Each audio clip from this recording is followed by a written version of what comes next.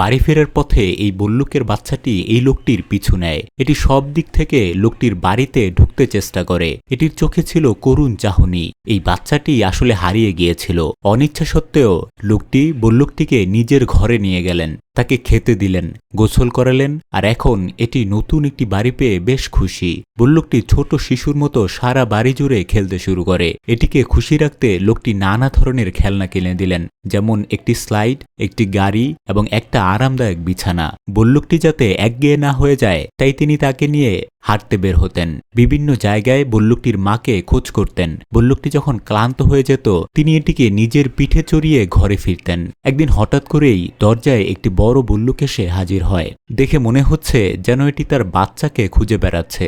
লোকটি বল্লুকের বাচ্চাটিকে তার মায়ের কাছে ফিরিয়ে দিলেন। তবে গল্প এখানেই শেষ নয়। এরপর থেকে বড় বল্লুকটি প্রায় তার বাচ্চাকে নিয়ে লোকটির বাড়িতে আসতো। তাদের জন্য এই বাড়িটি যেন হয়ে উঠেছিল দ্বিতীয় বাড়ি। এক অদ্ভুত মায়া তাদের একসূত্রে বেঁধে দিয়েছিল। ভিডিওটি ভালো লাগলে লাইক করতে পারেন, কমেন্ট করে জানাতে পারেন এই গল্পটি আপনার কাছে কেমন লেগেছে। ধন্যবাদ।